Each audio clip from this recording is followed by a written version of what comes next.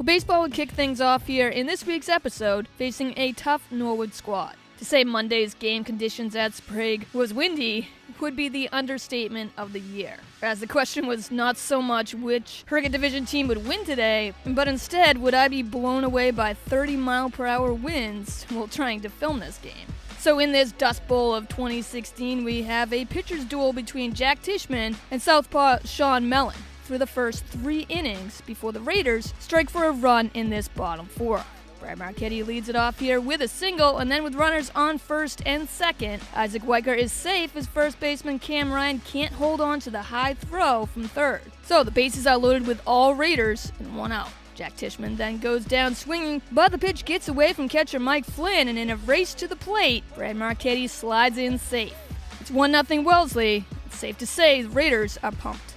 The base is still juiced and now 2 outs. Sean Mellon walks in Colin Blasco from third on this pitch that Norwood thinks should be strike 3 and inning over. Honestly, I don't blame them as that pitch is definitely close, but the ump says ball 4, so Wellesley walks in their second run of the 4th. So with a Raiders 2-0 lead, the Mustangs then look to rally here in the top of the 5th. The bases loaded and 2 gone. But Jack Tishman gets out of the jam unscathed with a clutch strikeout, getting Connor Flynn to go down swinging, and Norwood comes away with nothing. Bottom 5th, Wellesley looking to add to that 2-0 advantage, gets some help with that as Colin Blasco keeps his 5th inning alive, roping it to center. The ball gets past Michael James just enough for Blasco to try for second base. The throw is there, and Blasco is just safe ahead of the tag. And Blasco's single gets him to second on that error, and that would not be the only bad mistake by the Mustangs in this inning, as Jack Wellsell's grounder here should go for another out, but another Mustangs error proves costly yet again. Colin Blasco comes all the way around from second base to score. Wellesley's lead just got bigger, 3-0. So we head to the 7th, the Raiders now are up 5-0. Brad Marchetti now on the mound in relief, gets 2 quick strikeouts. And then Paul Glavin grounds out to end the game, and the Raiders come away with a statement win over Norwood, the team who stands atop this Hurricane Division. As timely hitting, taking advantage of Norwood's mistakes, and solid pitching by Jack Tishman and Brad Marchetti helps the Raiders shut out the Mustangs here by the final score, 5-0. Well, boys lacrosse would have a huge challenge here on Tuesday, not only facing the undefeated 16-0 Beverly Panthers in a non-league matchup, but also fighting for an upset without one of their top offensive scorers in Grant Casikis. No pressure or anything, as Casikis also dominates on the faceoffs. It will be a challenge, no doubt. It's going to take a ton of hustle and heart, but this team has no problem giving that effort, especially on the turf for this game.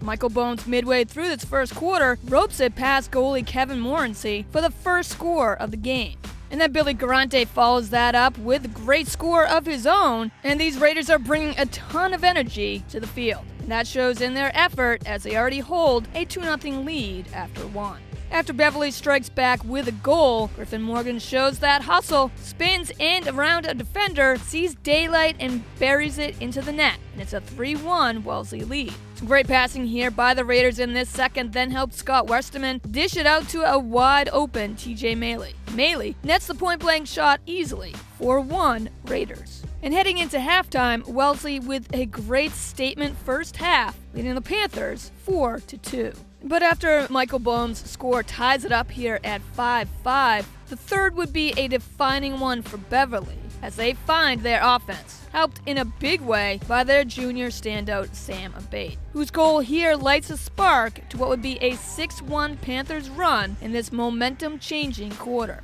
And as Sam Abate nets the hat trick right here, we head into the 4th. Beverly now has the lead, 8-5.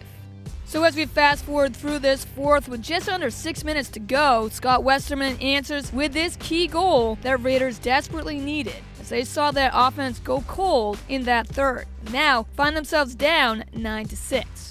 Wellesley needs another score, and they need it now, but time is not on their side. A great pass here by Michael Bones finds Scott Westerman, though, who smokes it into the back of the net. The deficit is now 9-7, but with a minute 19 to go in regulation, unfortunately, it's too little too late, as Beverly holds on to win this one to stay unbeaten.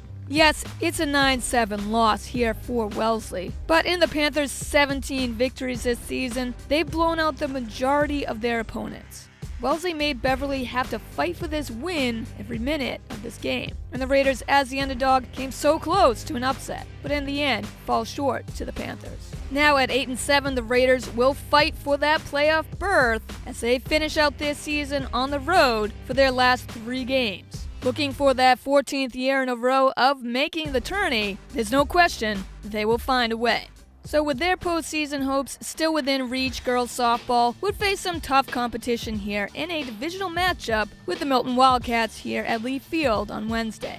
It's a scoreless tie until the top of the third when the Wildcats had the bases loaded with only 1 out. Julia Pearl's pitch gets past Linny Young, and Milton's first run hurts Amy Toyas the most as the throw hits her point blank in the helmet.